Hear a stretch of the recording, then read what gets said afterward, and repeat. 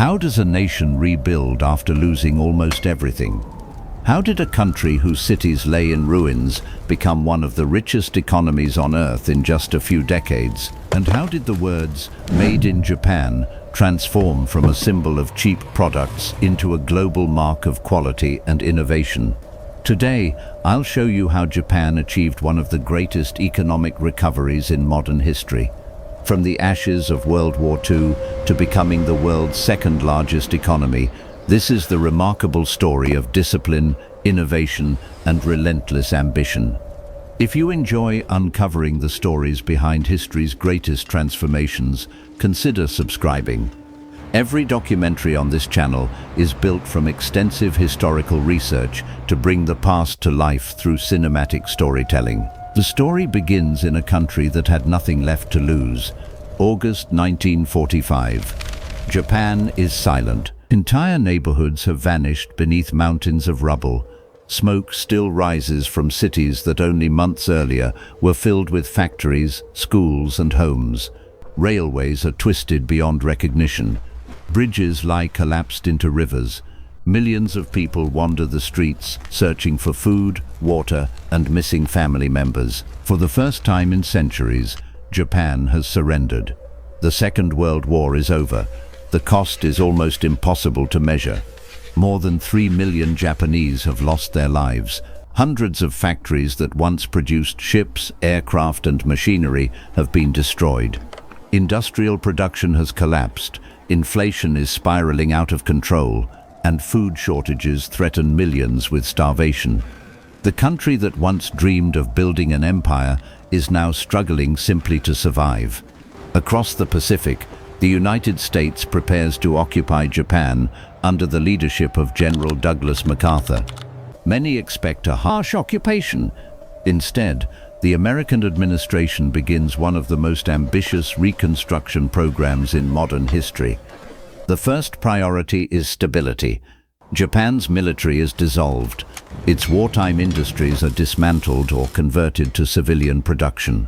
A new constitution is introduced in 1947, limiting the country's military role and allowing future governments to concentrate resources on rebuilding the economy instead of preparing for war. At the same time, sweeping land reforms reshape Japanese society. Large estates owned by wealthy landlords are divided and sold to the farmers who work them. Millions of rural families become landowners for the first time, increasing productivity while reducing inequality. Education also becomes a national priority. Schools reopen across the country. Universities expand. A generation that had grown up during war is now encouraged to master engineering, science, mathematics, and modern industry. The rebuilding of Japan is no longer just about replacing destroyed buildings. It is about creating a new kind of nation. Factories slowly reopen. Steel mills begin producing again. Ports clear away wartime wreckage. Trains return to the tracks. The recovery is slow, but each small success restores confidence. Then an unexpected event changes everything. In 1950, war breaks out on the Korean peninsula. The United States suddenly needs enormous quantities of vehicles, uniforms, steel, electronics, and supplies to support its forces. Japan is the closest industrial base. American military contracts pour into Japanese factories. Businesses that had been struggling to survive suddenly receive more orders than they can handle. Machines begin running day and night. Workers return to factory floors. Money flows back into the economy. What begins as emergency wartime production soon becomes the foundation of something much larger. Japan has been given a second chance. This time, instead of building an empire through military conquest, it will build one through manufacturing, technology, and economic strength. The stage is set for one of the greatest economic miracles the modern world has ever witnessed. By the early 1950s, Japan had survived its darkest chapter. The bombed cities were slowly being rebuilt. Trains were running again. Factories were reopening. Families who had once struggled to find their next meal were beginning to believe that the future might be different. But rebuilding was only the beginning. The real challenge was creating an economy strong enough to compete with the world's industrial giants. At the time, very few people believed Japan could accomplish it. The country lacked almost everything needed for rapid economic growth. It had very little oil, very little iron ore, very little coal, very little farmland. Unlike the United States, Russia, or China, Japan possessed few natural resources that could fuel large-scale industrial expansion. On paper, the odds were terrible, yet Japanese leaders reached a remarkable conclusion. If the country could not compete through natural resources, it would compete through people. Instead of exporting raw materials, Japan would export something far more valuable: precision, quality, innovation. This idea became the foundation of modern Japan.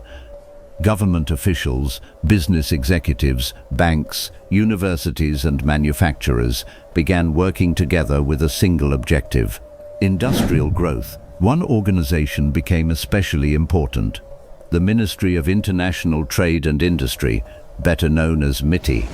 Rather than allowing industries to develop entirely on their own, MITI actively guided Japan's economic future. It identified promising sectors, directed investment toward strategic industries, protected young companies from foreign competition, and encouraged businesses to modernize as quickly as possible. The government wasn't trying to control every company. It was trying to give Japanese companies the best possible chance to succeed on the global stage. Banks played an equally important role. Instead of focusing on short-term profits, Japanese banks provided long-term loans to manufacturers willing to invest in new factories, modern machinery, and advanced research. Companies suddenly had access to the capital they needed to grow. The results were visible across the country. Construction cranes filled the skylines of Tokyo, Osaka, and Nagoya. New highways connected growing industrial cities. Modern ports expanded to handle increasing exports. Power plants supplied electricity to factories operating around the clock. Japan wasn't simply replacing what had been destroyed during the war. It was building something entirely new. Inside those factories, another revolution was taking place. Japanese manufacturers realized they could never compete by producing the largest quantity of goods. Countries with greater populations and more natural resources would always have that advantage. Instead, they focused on producing the highest quality products possible. This philosophy transformed the way Japanese factories operated. Workers were encouraged to identify mistakes before products left the assembly line. Managers listened to suggestions from employees at every level. Small improvements were made every single day. The philosophy became known as Kaizen, meaning continuous improvement. Rather than waiting for major breakthroughs, companies believed thousands of tiny improvements could eventually create extraordinary results. Quality became everyone's responsibility, not just the engineers, not just the managers, everyone. Around the same time, American statistician W. Edwards Deming arrived in Japan to teach modern quality control methods. His ideas had received little attention in the United States. In Japan, they were embraced. Manufacturers began measuring defects, improving production systems, and setting quality standards that were unlike anything seen before. Within a few years, products leaving Japanese factories became noticeably more reliable than many of their competitors. This was a dramatic shift. Only a decade earlier, made in Japan had often been associated with cheap, low-quality goods. Now, that reputation was beginning to disappear. One industry demonstrated the transformation better than any other: automobiles. Companies such as Toyota, Nissan, and Honda were still relatively small compared to American giants like Ford and General Motors. They knew they couldn't win by building the biggest cars. Instead, they built smaller vehicles that consumed less fuel, required fewer repairs, and could be sold at lower prices without sacrificing reliability. The same strategy appeared in electronics. Sony introduced compact radios that could fit inside a pocket. Panasonic developed household appliances that quickly gained a reputation for durability. Sharp, Toshiba and Hitachi invested heavily in televisions, cameras and consumer electronics. Each success built confidence. Each export strengthened Japan's economy.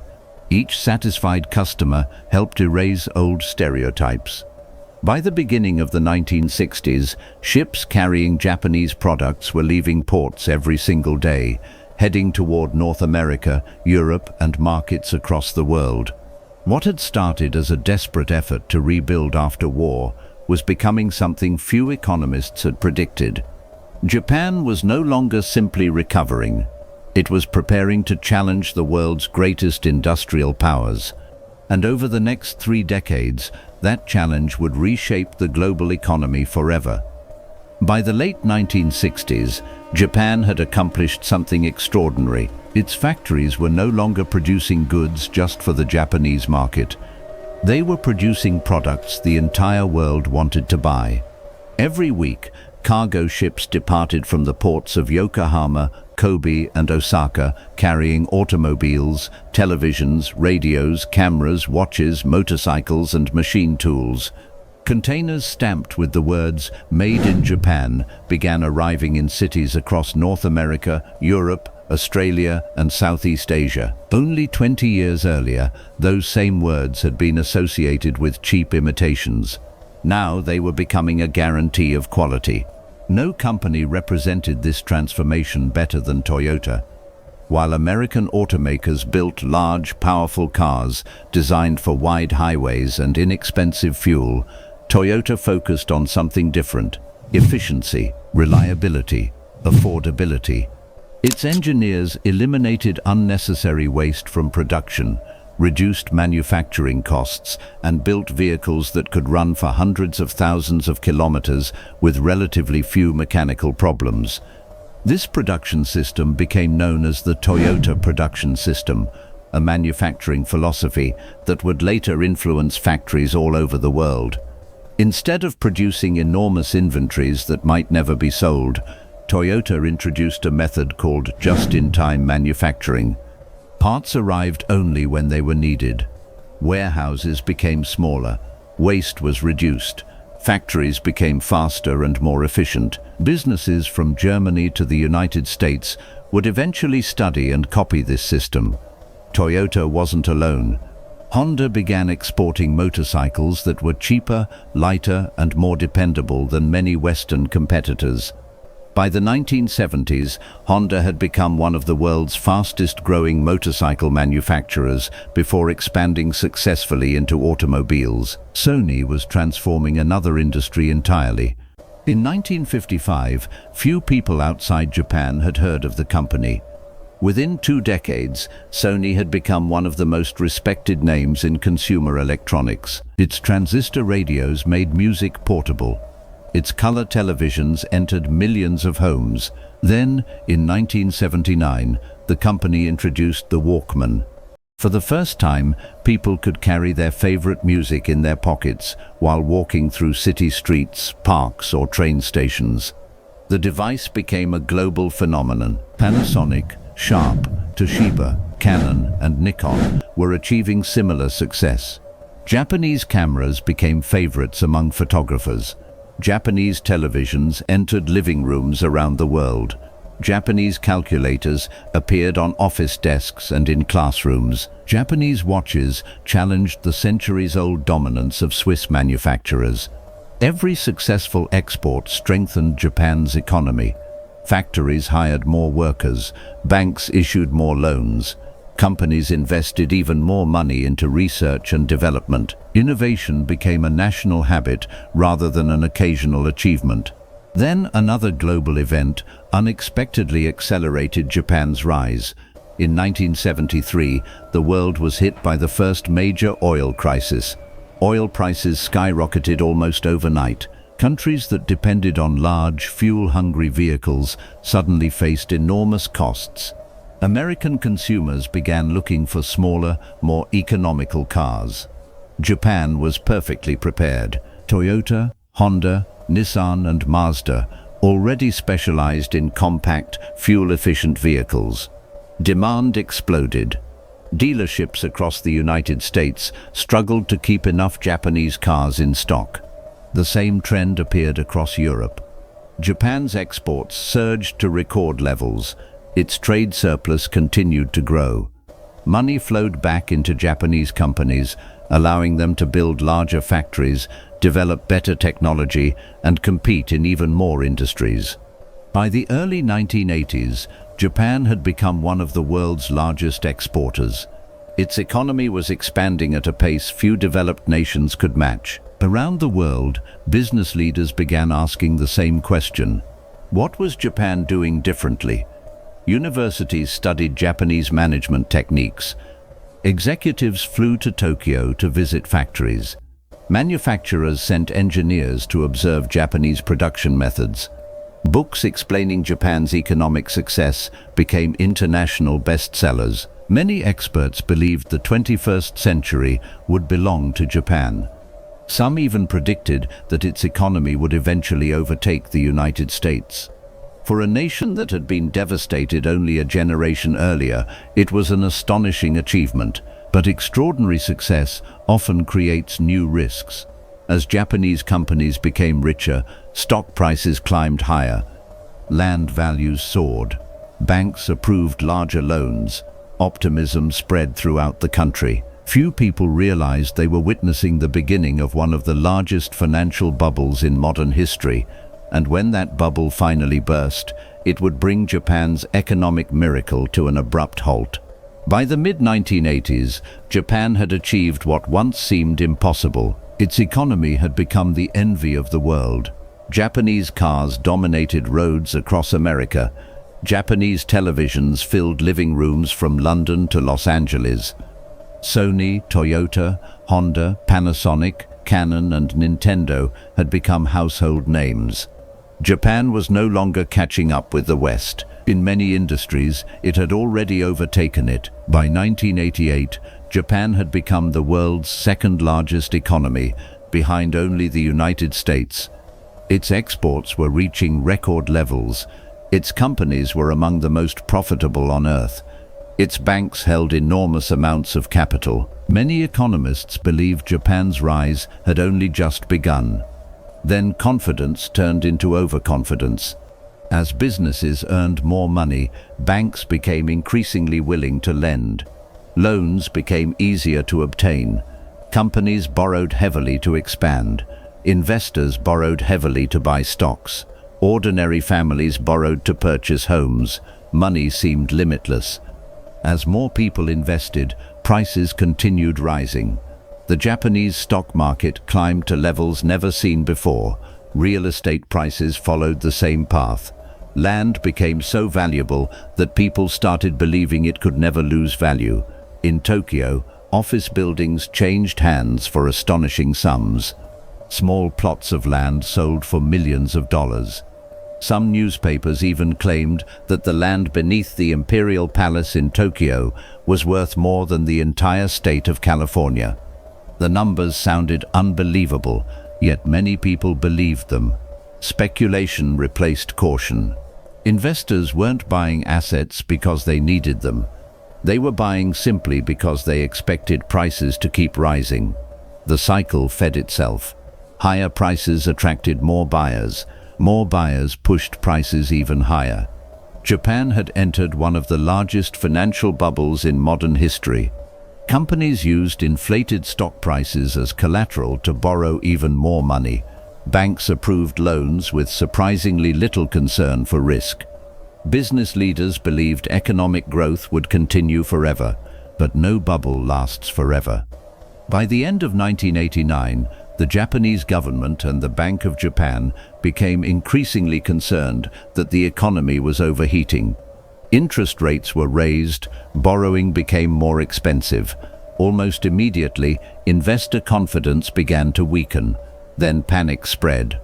The Tokyo Stock Exchange fell sharply. Investors rushed to sell. Companies watched billions of dollars disappear in a matter of months. Real estate prices followed. Buildings that had once been valued at extraordinary prices suddenly lost much of their worth. Landowners who believed property values would always rise found themselves trapped with enormous debts. Banks faced a different crisis. They had issued massive loans backed by assets that were no longer worth enough to repay them. Many borrowers simply couldn't pay. Financial institutions were left holding billions of dollars in bad loans. The crisis spread through the entire economy. Businesses stopped expanding. Construction projects were cancelled. Consumers spent less money. Economic growth slowed dramatically. For the first time in decades, Japan's seemingly unstoppable economic machine had stalled. The decade that followed became known as the Lost Decade. In reality, the slowdown lasted much longer than 10 years. Economic growth remained weak throughout much of the 1990s and into the early 2000s. Prices barely increased. Wages stagnated. Many young graduates struggled to find secure employment. The optimism that had defined Japan's economic miracle gave way to caution. Around the world, many observers believed Japan's best days were over. The country that had once been expected to overtake the United States now faced an uncertain future. Yet despite its economic struggles, Japan never lost the qualities that had made its rise possible. Its companies continued to innovate. Its engineers continued to invent. Its workers continued to pursue excellence. The miracle had slowed, but it had not disappeared. Japan was preparing for another transformation, one that would redefine its place in the 21st century. When Japan's economic bubble burst in the early 1990s, many believed the country's remarkable story had come to an end. For the first time in decades, headlines spoke less about growth and more about stagnation. The economy slowed. Banks struggled under mountains of bad loans. Businesses became more cautious. Consumers spent less. Year after year, economic growth remained weak. To many outsiders, it looked like Japan had lost its place at the top. But beneath the surface, something important remained unchanged. Japan never stopped building, it never stopped improving, and it never stopped innovating. While other nations focused on rapid expansion, Japanese companies concentrated on perfecting their products and investing in technologies that would shape the future. Toyota continued refining hybrid vehicles. In 1997, it introduced the Prius, the world's first mass-produced hybrid car. At a time when most manufacturers still relied entirely on gasoline engines, Toyota was already preparing for a future where fuel efficiency and environmental concerns would become global priorities. The gamble paid off. Millions of Prius vehicles were eventually sold around the world, inspiring nearly every major automaker to invest in hybrid and electric technology. Japan's influence extended far beyond automobiles. Companies such as Sony, Nintendo, Canon, Nikon, Panasonic, and Epson continued producing products that became part of everyday life. Nintendo transformed the gaming industry through consoles like the Game Boy, Nintendo DS, Wii, and Switch. Sony revolutionized entertainment with the PlayStation, creating one of the most successful gaming platforms in history. Canon and Nikon became trusted names for professional photographers. Japanese manufacturers remained global leaders in robotics, precision machinery, medical equipment, and industrial automation. Many of the machines used to manufacture advanced electronics around the world were designed and built in Japan. Its factories became some of the most automated anywhere on Earth.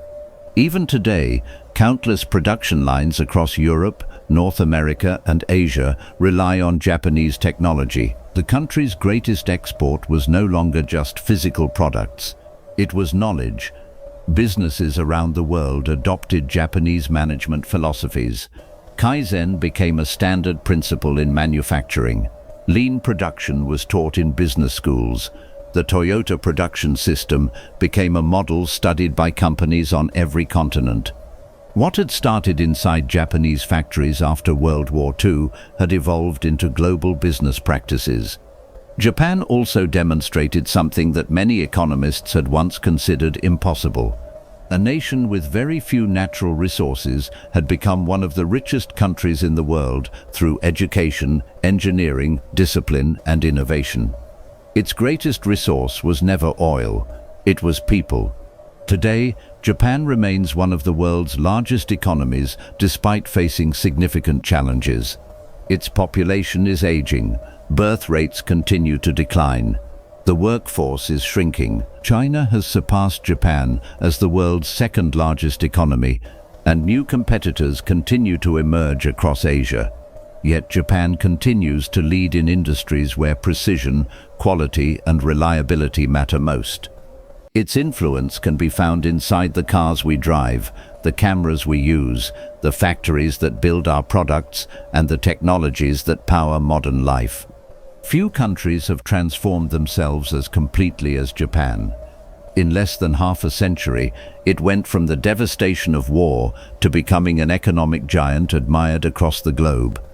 Its story is not simply one of wealth, it is a story of resilience, of rebuilding when the odds seemed impossible, of choosing innovation over natural resources, and of proving that a nation's greatest strength is not always found beneath its soil, but within the determination of its people. Japan did not become an economic superpower overnight. It earned that title one factory, one invention, and one generation at a time.